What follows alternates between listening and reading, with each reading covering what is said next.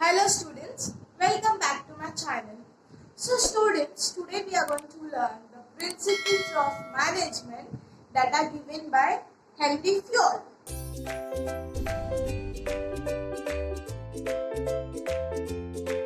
Now, who is this Henry Fayol, students? Let us have a look. So Henry Fayol was a French mining engineer. Now what do you mean by mining engineer, students? Mining engineers are those engineers who extract minerals from the surface of the earth.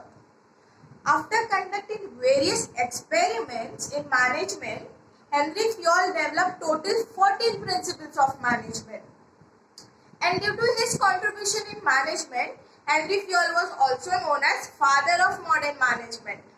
So students, total 14 principles were developed by Henry Fayol, of which few will be studying in this lecture and next few will be studying in next lecture.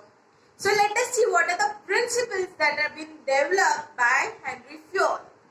So our first principle is principle of division of work.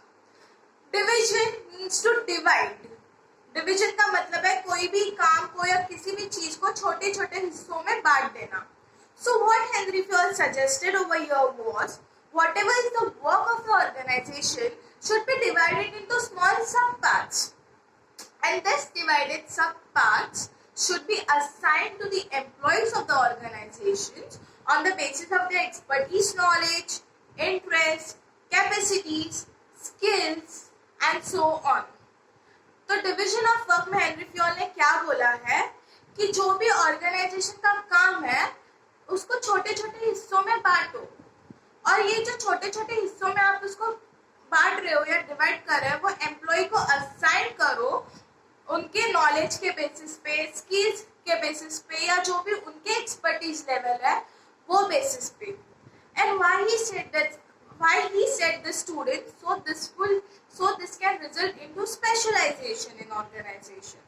For example, if a person is running a car business, okay, his main business is to sell the cars, but he has various departments in his organizations. You can say finance department, sales department, admin department, marketing departments and say what not. So the person who is very good with accounting and he has lots of knowledge with accounts would be going into finance department. The person who is very good with his communication skills and to handle customers very well would be going into sales department. So this is going to lead to specialization in organization. Due to this, Henry Fayol said that whatever is the work should be divided into small parts, and this small part should be assigned to the employees on the basis of their expertise, knowledge. So division of work means this. Let us see our next principle. So now our next principle is principle of authority and responsibility.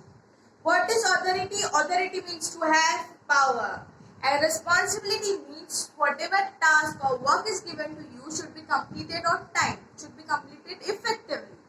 So what Fayol suggested over here was when you give certain work to the person or employees of the organization, you should also give him certain authority or certain powers so he can utilize it to complete the task effectively. So for example, if you are giving certain work to manager, you also need to give him authority so if needed he can take managerial decisions. Now students, you have given authority, but what if the work is not completed on time? So authority also goes in hand with responsibility. So if the work is not completed, the manager would be held responsible for not completing that work on time. That's why it is said authority and responsibilities go hand in hand over here. So to whom you are giving authority will also be held responsible for not completing that work. तो authority and responsibility में क्या बोला है बच्चों, जब आप किसी भी एम्प्लॉइज को काम देते हो ऑर्गेनाइजेशन में करने के लिए तो उसको कुछ पावर भी देना जरूरी है ताकि कुछ जरूरत पड़ने पे वो डिसीजन ले सके. पर अगर काम पूरा हुआ नहीं तो हम किसको जाके पकड़ेंगे? वो मैनेजर को ही जाके पकड़ेंगे कि तुमने काम बराबर टाइम पे किया नहीं। इसके लिए बोलते हैं कि जिनको हम पावर देते हैं उनको ही हम लोग रिस्पॉन्सिबल भी पकड़ेंगे, उनको ही पकड़ेंगे जाके कि जब काम नहीं हुआ तो क्यों नहीं हुआ। So that's why it is said authority comes with responsibility. Now here also said here one thing, that there should be balance between authority and responsibility. There should not be more authority or more responsibility. There should be balance. For example, if you give more authority to a person and no responsibility at all, he may misutilize his power. For example, if you have given a manager to look after the cash transactions of the business, he might misutilize his power because he won't be held responsible and he might show wrong entries also in the books. Yes, so you should not give authority. You should also give him responsibility. And if you are giving only responsibility to the employee and no authority, no power, the employee would be overburdened with the work. For example, if you have given an employee to complete a sales target on time, but students, he don't have any authority to take immediate decision or to give someone orders, so he would be overburdened with the work and he won't be able to complete the task properly. That's why there should be a balance between authority and responsibility, so that the person doesn't misutilize his power, plus the employee doesn't feel overburdened. Our next principle is principle of discipline. Students, maintain discipline. This is a sentence this is a statement that we have been hearing from our childhood and also now. So discipline is a key factor not only in our school, home, but also in organization. So what Fiol said, that the employees of the organization should be well aware of the rules and regulation of the organization, and they should obey all the rules and regulation of the organization. So whatever the goals of the organization are, this could be achieved effectively. So principle of discipline में फियोल ने क्या बोला है कि organisation में जितने भी employees हैं उनको ऑर्गेनाइजेशन के सब रूल्स एंड रेगुलेशन पता रहना चाहिए। सब एम्प्लॉइज को वो रूल्स एंड रेगुलेशन फॉलो करना ज़रूरी है। जब सब एम्प्लॉइज वो रूल्स एंड रेगुलेशन फॉलो करेंगे तो जो भी गोल है कंपनी का, वो सब एम्प्लॉइज एक साथ मिलके अच्छे से और इजीली इफेक्टिवली गोल अचीव कर सकते हैं। Let us say, for example, in every organization there is 9 hours duty, of which 8 hours you should be on floor and 1 hour you can use for your break. But what if employees are not following that rules and take breaks of 2 hours, 3 hours? So this is definitely going to hamper your productivity. And when your productivity is hampered, will you able to reach that goal effectively? No. So that's why Henry Fiol said that you should follow the rules and regulation in organization and maintain well discipline, so that whatever goals are could be achieved very effectively. So our next principle is principle of unity of command. What here unity of command में एक formula है, वो है one boss, one superior and one employee or one subordinate. वो क्या है वो देखते हम लोग. So what in principle of unity of command, what we all said that in every organization the employees or the subordinates should receive orders from only one superior or only one boss. तो unity of command में क्या बोला है कि जो भी employees है organisation को, उनको जितने भी ऑर्डर्स आते हैं ना, वो ऑर्डर खाली एक ही बॉस से आना चाहिए. क्यों? Why? So there is no confusion and the work can be carried out effectively. तो अगर suppose for example if I am an employee of any organization, ABC organization, and I have 3 boss and I am receiving orders from all the 3 boss and everyone is like कि आज ही deadline है, आज ही deadline है, मेरे को भी अभी चाहिए, तो मैं काम को अच्छे से करूँगी नहीं, उतना अच्छे से कर नहीं पाऊंगी क्योंकि 3 काम है, प्लस कंफ्यूजन होगा, कुछ उल्टा हो सकता है, कुछ गड़बड़ हो सकता है। इसीलिए फ्यूल ने बोला है कि जो भी एम्प्लॉइज है उसको एक ही जन से ऑर्डर देना चाहिए, एक ही जन से ऑर्डर आना चाहिए। तो उससे क्या होगा कि कंफ्यूजन नहीं होगा और जो भी काम है वो और अच्छे से हो जाएगा, क्योंकि जब हम एक ही काम करते हैं तो वो और अच्छे से हो जाता है। अगर मैं आपको अभी ओसी पढ़ा लूँ, बीच में अगर मैंने एचपी पढ़ाना चालू किया, इको पढ़ाना चालू किया, तो आपको समझेगा नहीं, समझेगा, बाउंस हो जाएगा। तो इसके लिए हम जब एक ही काम एक ही टाइम पे करते हैं तो वो अच्छे से होता है, टाइम पे होता है और एकदम इफेक्टिवली हो जाता है।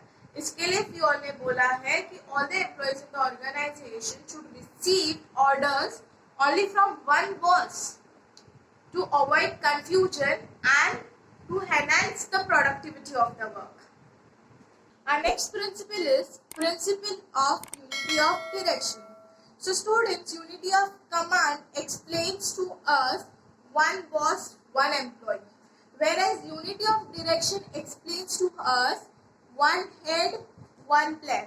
मतलब एक ही मैनेजर और एक ही plan. Let us see in detail what exactly is unity of direction. So unity of direction explains about a group working with the same objective under the direction of single person. इसका मतलब क्या है, जो organisation का एक group है या एक यूनिट है जो काम कर रहा है, जिसका ऑब्जेक्टिव सेम है, उसको एक ही इंसान या एक ही मैनेजर गाइड करेगा या डायरेक्शन देगा या प्लान बनाएगा कि कैसे वो ऑब्जेक्टिव है वो अचीव करे. According to this principle, each group in organization should have same objective. ये प्रिंसिपल के हिसाब से जितने भी ग्रुप्स है वो सब ग्रुप का ऑब्जेक्टिव तो सेम रहेगा, क्योंकि कंपनी का गोल तो एक ही रहता है. That is, for example we can see ABC limited and its customer goal is or its objective is customer satisfaction. So though there are various units or though there are various divisions, but the goal or the objective would be the same. So unity of direction में simple word में क्या हो रहा है, जो एक group है या जो एक यूनिट है उसको एक मैनेजर प्लान बनाता है और वो डायरेक्शन देता है वो ग्रुप को कि कैसे वो अचीव करे. For example, if there is one group or one unit like marketing group, and there are various people like sales, customer executive, pricing policies, or say what not. So one manager is planning for all these activities to achieve the stated objective. So unity of direction in simple words is nothing but one manager and one plan who is planning for similar activity of the group to achieve the stated objective. Our next principle is principle of subordination of individual interest to general interest.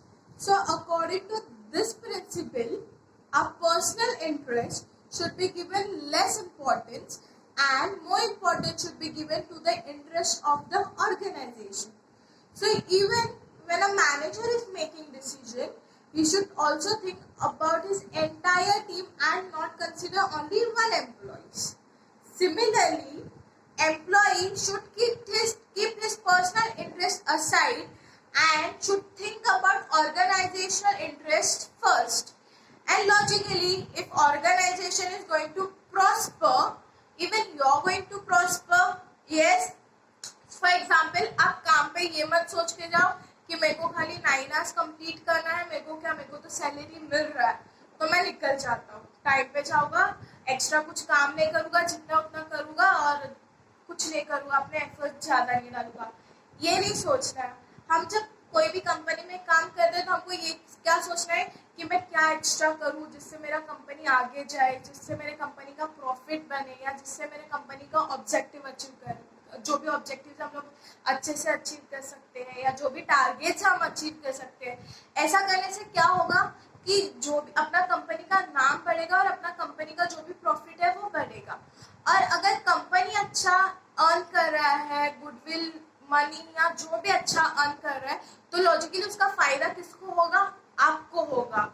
तो अगर if company's profit is increasing, your income might also get increased. You may get promotions or you may get bonus, incentives or extra salary in that month. So what Fuel is suggesting here is that whatever is your personal interest should be kept aside and organizational interest should be given first preference, because if organization prosper, even you are going to prosper. Our next principle is principle of remuneration. Students, what is remuneration? Remuneration is basically the salary that is been provided to the employees of the organization for providing the services to the organization. Remuneration मतलब salary जो employees को मिलता है काम करने के लिए organization. So what this principle explain is all the employees in the organization should be given fair remuneration. तो जितने भी employees है organization को में उनको fair remuneration देना चाहिए.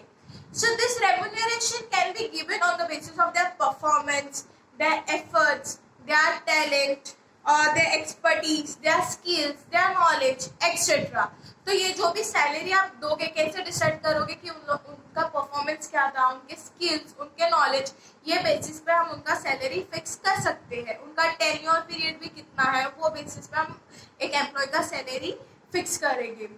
Now what happens students, when you give fair remuneration, logically your employee is going to get motivated, and when employee is motivated, what he will do, he will produce more output.